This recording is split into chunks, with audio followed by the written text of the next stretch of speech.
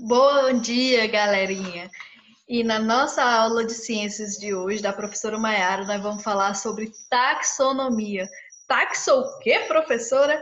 Taxonomia, meus amores. O que seria taxonomia? Taxonomia é o ramo da biologia que estuda a classificação dos seres vivos. Então, a gente vai ver um pouco mais sobre os seres vivos, como é que eles são classificados.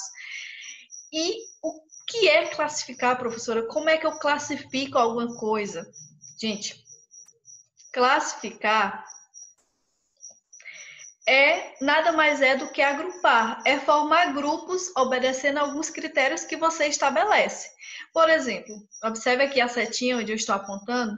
Nessa setinha a gente tem figuras geométricas. Essas figuras geométricas têm formas e cores diferentes, não é isso? Então eu posso classificar elas ou agrupá-las de algumas formas. Observe aqui, eu agrupei essas figuras quanto à forma dessas figuras. Eu tenho dois grupos aqui, eu classifiquei elas em dois grupos. Figuras geométricas formadas por quadrados e figuras geométricas formadas por círculos. Mas eu poderia classificá-las de outra maneira. Eu poderia classificá-las quanto à cor, né? Então, eu poderia colocar só as figuras geométricas de cores vermelhas e as figuras geométricas de cor azul, não era isso? Então, classificar nada mais é do que agrupar, seguindo algum critério. Mas vamos para outros exemplos bem simples do nosso dia a dia. Pense aí na biblioteca da sua escola. Sei que você está morrendo de saudade. Na biblioteca da sua escola, os livros deles estão organizados de uma maneira que facilite a identificação desse livro, não é isso? Então, normalmente em uma biblioteca escolar, a gente tem os livros didáticos e os livros paradidáticos, e eles estão separados. E nesses livros, por exemplo, os paradidáticos, dentro dos paradidáticos, eles estão, né, organizados em gêneros, gênero romance, comédia, ação, terror. E dentro de cada gênero, esses livros ainda estão organizados em ordem alfabética. Então, eles foram classificados seguindo alguns critérios. Primeiro os livros paradidáticos, os didáticos, depois em gênero e por fim na ordem alfabética. Isso para quê? Para quando você for procurar, você identificar com mais facilidade, não é? A mesma coisa ocorre para os seres vivos. Os seres vivos, eles também são classificados. Os cientistas, eles classificaram esses seres vivos para quê? Para a gente identificar esses seres vivos com mais facilidade na natureza ou em qualquer parte do mundo, tá certo? E como foi que eles classificaram esses seres vivos? Quais foram as características que eles levaram em consideração? São algumas, e eu vou citar algumas aqui. A semelhança do corpo desses indivíduos, quanto à semelhança, se o corpo desses indivíduos são parecidos, então eles pertencem ao mesmo grupo.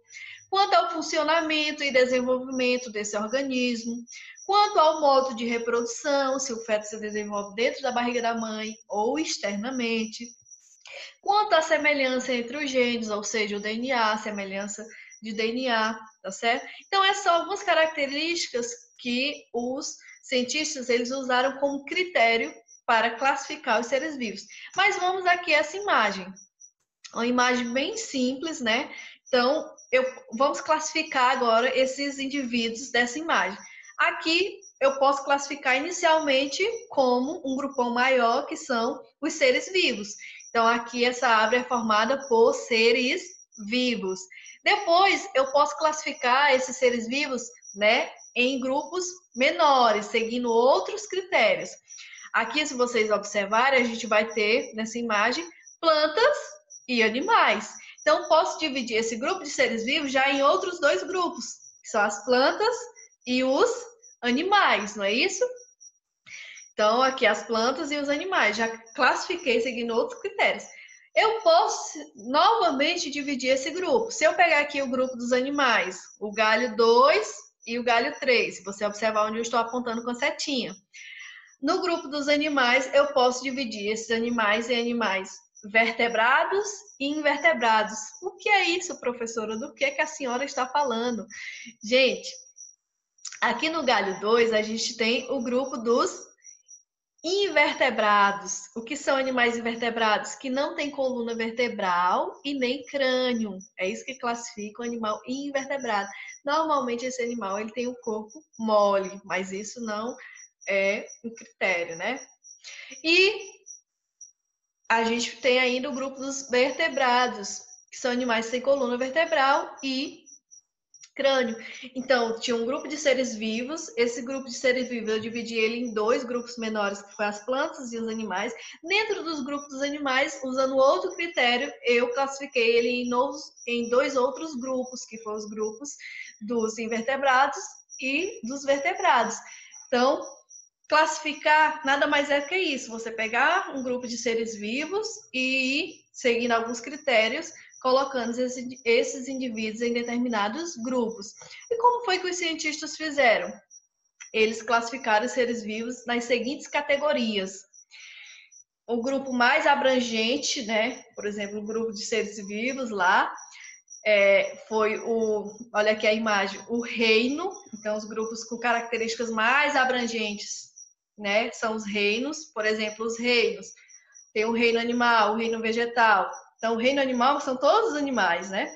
Dentro do reino, né, afunilando mais as características, nós temos os filos. Dentro dos filos, as classes, a ordem, as famílias, os gêneros, até chegarmos à espécie, né? As espécies são as características mais específicas. Então, esses indivíduos, eles são classificados a partir de características mais abrangentes até a características mais específicas, tá certo? E aqui eu trouxe um exemplozinho para vocês. Aqui a gente tem um reino animal, né, como está apontando a setinha, que são todos os animais. Então, todos os animais estão dentro do reino animal. Então, essa é uma característica muito abrangente, é você ser animal, né? Dentro do reino animal, a gente foi para o filo Chordata, né? Dentro do filo Chordata, para a classe mamália, que são os seres que têm glândulas mamárias. Dentro da classe mamárias, a ordem dos carnívoros, que são animais que se alimentam de carne. Dentro dessa ordem veio a família, né?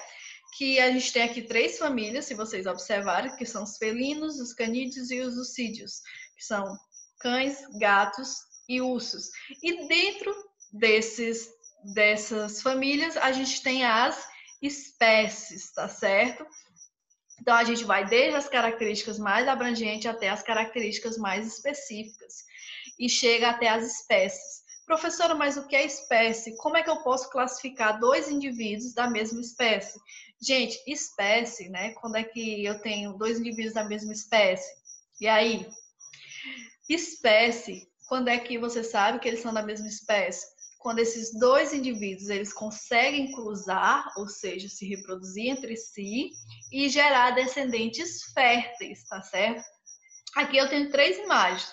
Será que nessas 3 imagens todos os indivíduos são da mesma espécie? Será que eles conseguem cruzar e gerar descendentes férteis? E aí, vamos aqui. Aqui você observa nessa imagem que você tem uma vaquinha e um boi, bom, né? E eles vão gerar um filhote, que é o bezerrinho.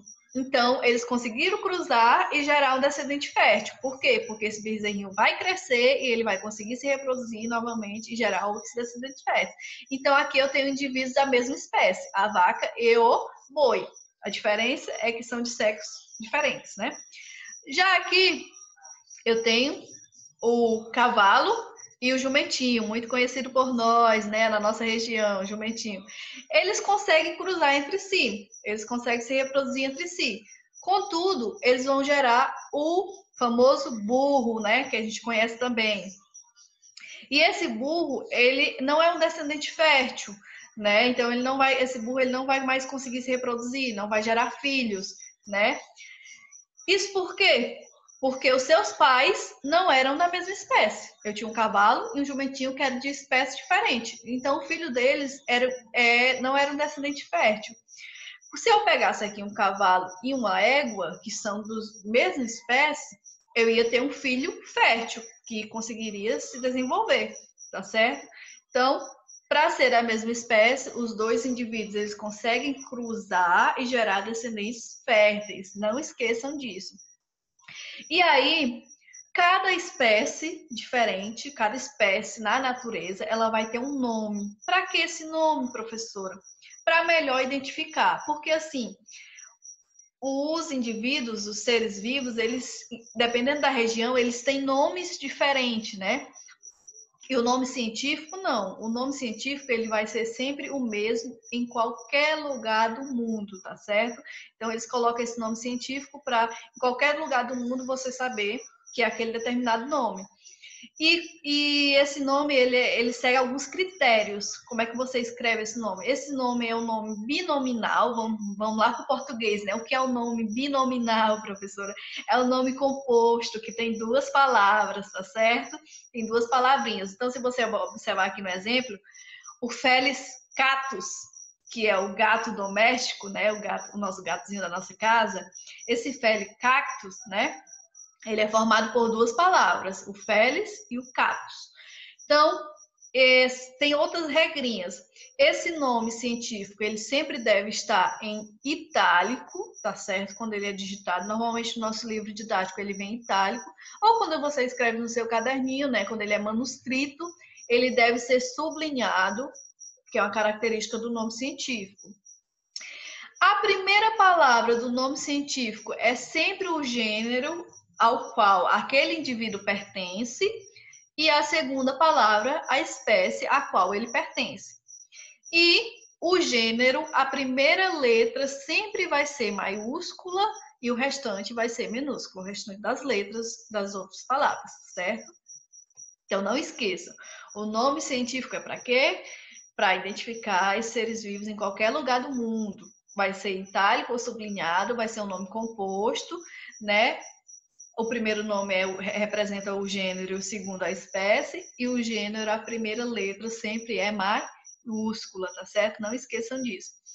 Professora, você disse que os seres vivos, eles são classificados, né, em determinadas categorias. Como é que eu vou decorar? Como é que eu vou aprender? Qual é a ordem dessas categorias? Calma, galera, a professora tem uma dica para vocês. A professora diz que vem primeiro o reino, depois o filo, a classe, a ordem, a família, o gênero e a espécie, não foi isso?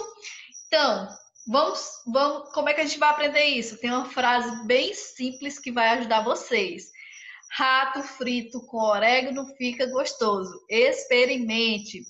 Rato, reino, frito, filo, com, classe, orégano, ordem, fica, família, gostoso, gênero, espécie, experimente. Veja aí na sua casinha se você aprendeu. Vamos lá, viu? Então, para finalizar, vamos dar uma revisada rapidinho. Os seres vivos, eles são classificados, né? Para que essa classificação? Essa classificação serve para identificar, facilitar a identificação desses seres vivos em qualquer lugar do mundo, né? Então, eles são classificados em algumas categorias. Vamos lembrar que rato frito com orégano fica gostoso, experimente. Quais são as categorias? Reino, filo, classe, ordem, família, gênero e espécie. E o que é uma espécie? Como é que eu classifico dois indivíduos da mesma espécie? Quando eles conseguem cruzar e gerar descendentes férteis, né? E cada espécie vai ter um nome diferente. Para que esse nome, né? Para facilitar a identificação. E segue algumas regras. Esse nome é um nome binominal, não é isso? Tem duas palavrinhas, deve ser escrito em itálico ou sublinhado, tá certo? Além disso, a primeira palavra representa o gênero, a segunda a espécie e a primeira palavra vai ter a primeira letra maiúscula. Não esqueçam, tá certo? Então, essa foi nossa aula de hoje. Eu espero que vocês tenham gostado e a gente se vê na próxima aula. Tchau, tchau!